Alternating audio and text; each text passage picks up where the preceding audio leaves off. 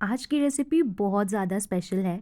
ये संजीव कपूर की iconic recipe शाम सवेरा की रेसिपी है। इसे बनाने में थोड़ी मेहनत तो लगती है, मगर ये सच में वर्थ होती है और ये दिखने में इतनी ज़्यादा सुंदर लगती है। आप पक्का इसे खाने से पहले इसे कुछ देर तक देखते ही रह जाएंगे। अब चलिए इस अमेजिंग सी रेसिपी को हम शुरू करते हैं। सबसे पहले हम इसकी ग्रेवी की तैयारी कर लेते हैं। इसकी ग्रेवी बनाने के लिए आपको एक कढ़ाई गर्म करनी है। इसमें 1 टेबलस्पून ऑयल डाल देनी है। फिर इसमें कुछ खड़े मसाले डालेंगे, जैसे कि लौंग, इलायची, दालचीनी, काली मिर्च, जावित्री। इसे 30 सेकेंड के लिए फ्राई करेंगे। फिर इसमें हम 2 मीडियम साइज के प्याज को रफली चॉप करके डाल देंगे। प्याज को 2 से 3 मिनट कुक करने के बाद इसमें आपको डालनी है 4 मीडियम साइज के टमाटर को। इसे भी आप रफली चॉप कर लीजिएगा। और साथ ही इसमें मैंने कुछ लहसुन की कलियों को डाला है, लगभग 8 से 10, और 1 इंच अदरक का टुकड़ा भी डाला है। 1/4 कप जितना काजू डाल लीजिएगा। और मैंने 5 से 6 कश्मीरी लाल मिर्च को सोक करा था, उसे भी मैंने इसमें डाल दिया। सारी चीज़ों को हम अच्छे से मिक्स कर लेंगे। हमें इन सभी चीज़ों को अच्छे से कुक कर लेना है। ये इजीली और अच्छे से कुक हो जाए, इसीलिए हमने इसमें पानी डाल दिया। पानी डालकर हम कढ़ाई की लिड लगा देंगे और इसे 12 से 15 मिनट के लिए कुक होने देंगे, जब तक कि टमाटर प्याज हमारे सॉफ्ट ना हो जाएं। फिर इस मिक्सचर को हमें ठंडा करना है।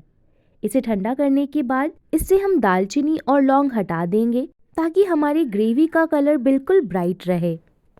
और फाइनली इस मिक्सचर को हम अच्छे से ब्लेंड कर देंगे। और अब हमें लेनी है पालक। पालक को मैंने अच्छे से क्लीन कर दिया था। ये लगभग 500 ग्राम पालक है। अब हमें इसे ब्लांच कर लेना है। गर्म पानी में आपको पालक को 1 से 2 मिनट के लिए कुक करना है। पालक तुरंत ही श्रिंक हो जाते हैं।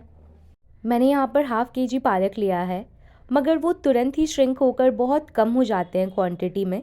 पालक जैसे ही श्रिंक हो जाएगा, इन्हें निकाल कर हमें ठंडे पानी में इसे डिप कर देना है। पालक को ब्लांच करने के बाद इसे जब हम ठंडे पानी में डालते हैं तो इसकी कुकिंग रुक जाती है और पालक का ग्रीन कलर बिल्कुल मेंटेन रहता है। फिर इसे हमें ठंडे पानी से निकाल लेना है और इसके एक्सेस वाटर को हमें स्क्वीज़ आउट कर देना है। एक्सेस पानी स्क्वीज़ आउट करने का ये फ़ायदा मिलेगा कि जब आप मिक्सचर को कुक करेंगे, ये कम टाइम में ही ड्राई हो जाएगी और हमारा कुकिंग टाइम थोड़ा रिड्यूस हो जाएगा। पालक की हमें बिल्कुल बारीक सी प्यूरी बनानी है। विंटर में इतनी फ्रेश पालक आते हैं, तो विंटर में ये रेसिपी तो आप ज़रूर से बनाइएगा। यहाँ पर हमने पालक की भी प्यूरी कर ली है। प्यूरी भी हमारी बनके तैयार है। आप देख सकते हैं ये कितनी ज़्यादा ग्रीन लग रही है। अब हमें पैन गर्म करनी है। पैन में यहाँ पर हमें 2 टेबलस्पून ऑयल डाल देना है।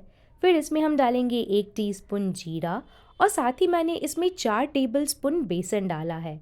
बेसन को हमें स्लो फ्लेम पर बिल्कुल अच्छे से रोस्ट करना है, जब तक कि इसका कलर थोड़ा चेंज ना हो जाए और बेसन की एक बढ़िया सी खुशबू ना आने लगे। फिर हमने जो पालक की प्यूरी बनाई थी, उसे हम पैन में डाल देंगे। बेसन के साथ पालक की प्यूरी को अच्छे से हम मिक्स कर लेंगे और फिर इसमें हम किचन के कुछ बेसिक मसाले डालेंगे, जैसे कि धनिया पाउडर, जीरा पाउडर और थोड़ा सा नमक। अब हमें लो टू मीडियम फ्लेम पर मिक्सचर को तब तक कुक करना है जब तक कि मिक्सचर थोड़ा ड्राई ना हो जाए और ये एक साथ बाइंड ना होने लगे। ये स्टेप थोड़ा इम्पॉर्टेंट है।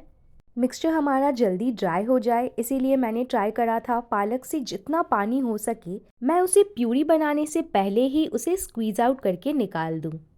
हमारा मिक्सचर एक साथ बाइंड होने लगा है।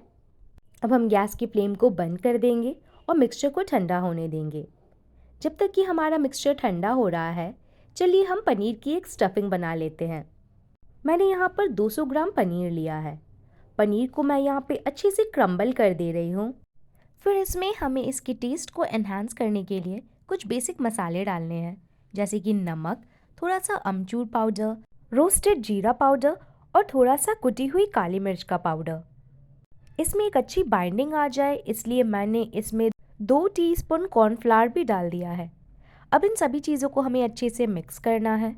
अगर आपका पनीर थोड़ा ड्राई हो तो आप इसमें 1 चम्मच दूध भी डाल सकते हैं, और अगर पनीर में ज़्यादा मॉइस्चर हो तो आप इसमें कॉर्नफ्लावर थोड़ी ज़्यादा क्वांटिटी में डाल सकते हैं। हमें मिक्सचर को एक बाइंडिंग कंसिस्टेंसी पे लानी है और फिर इसके छोटे छोटे बॉल्स हमें बनाने हैं। मैंने सारे पनीर के मिक्सचर का छोटा छोटा बॉल्स बना लिया है। यहाँ पर पालक वाला मिक्सचर भी ठंडा हो चुका है। अब आप अपनी हथेलियों पे थोड़ा ऑयल लगा दीजिएगा ताकि मिक्सचर आपके हाथ में ना चिपके। फिर आप पालक वाले मिक्सचर को लीजिएगा, इसे अपने हाथ पे अच्छे से स्प्रेड कर दीजिएगा। इसे बहुत ज़्यादा मोटा नहीं रखना है। हमने जो पनीर के छोटे छोटे बॉल्स बनाए थे, हमें पालक के मिक्सचर में इस बॉल को रैप कर देना है। आपको पनीर के बॉल को पालक वाले मिक्सचर के सेंटर में रखना है और इसे हर तरफ से अच्छे से रैप कर देना है। पनीर वाला मिक्सचर बिल्कुल भी विजिबल नहीं होना चाहिए। जिस तरफ से भी पनीर वाला मिक्सचर रैप होना छूट गया हो, आप उस तरफ थोड़ा सा पालक वाला मिक्सचर लीजिए और इसे अच्छे से सील कर दीजिए। इसे जेंटली थोड़ा रोल कर लीजिए ताकि इसका सरफेस पूरा अच्छे से स्मूथ हो जाए। मैंने एक बोल में कॉर्नफ्लावर लिया है। पनीर बॉल्स अच्छे से रैप हो जाने के बाद हमें इन पर कॉर्नफ्लावर की एक ड्राई कोटिंग कर देनी है और जितना भी एक्स्ट्रा कॉर्नफ्लावर बॉल्स पर लग जाए उन्हें आप डस्ट करके हटा दीजिएगा। इन्हें कॉर्नफ्लावर में अच्छे से रोल करने के बाद हमें इन्हें फ्राई करना है।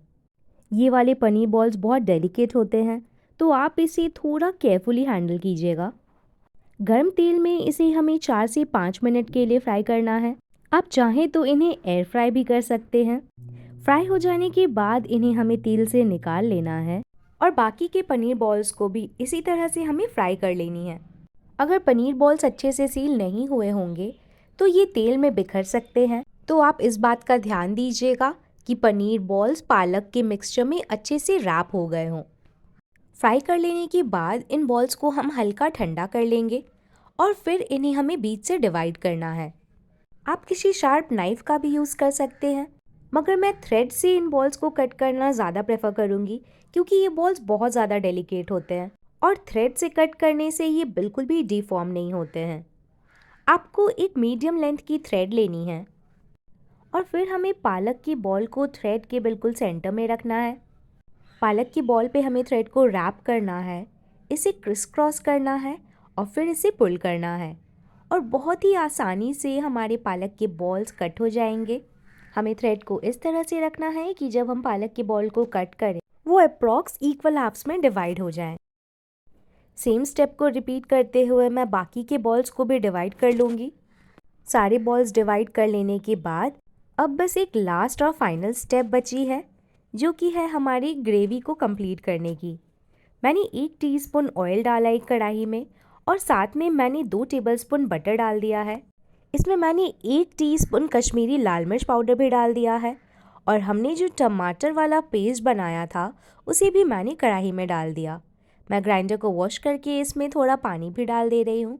अब इसमें हमें नमक डालना है।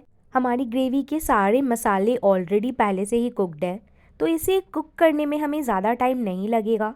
ग्रेवी को हमें 6 से 7 मिनट के लिए कुक करना है, जब तक कि वो थोड़ी थिक ना हो जाए। फिर मैंने इसमें 1 टेबलस्पून ड्राई रोस्ट किए हुए कसूरी मेथी का पाउडर डाला है। इसके टेस्ट को बैलेंस करने के लिए मैंने यहाँ पर 1 टेबलस्पून हनी डाल दिया।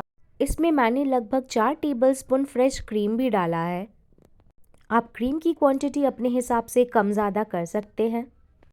सभी चीज़ों को अच्छे से मिक्स कर देना है।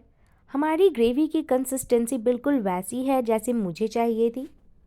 तो अब मैं गैस की फ्लेम को बंद कर दूंगी और अब मैं इसकी प्लेटिंग करूंगी। आपको एक सर्विंग बोल लेनी है। फिर हमने जो ग्रेवी बनाया है उस सिल्की सी ग्रेवी को हमें बोल में डालना है।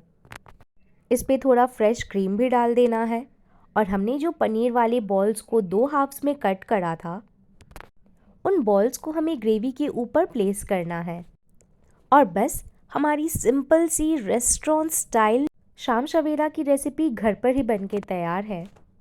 तो आप भी इस रेसिपी को अपने घर पे बनाइए, अपने डिनर या लंच पर 4 चांद लगाइए और रेसिपी से रिलेटेड आपके जो भी कमेंट्स या सजेशन हो या वीडियो इम्प्रूवमेंट के लिए कोई भी फीडबैक हो तो आप उसे मुझे कमेंट सेक्शन में ज़रूर बताइए। वीडियो को बहुत सारा लाइक कीजिए, अपने फ्रेंड्स और फैमिली के साथ शेयर कीजिए and do not forget to click on the bell icon and subscribe to the channel.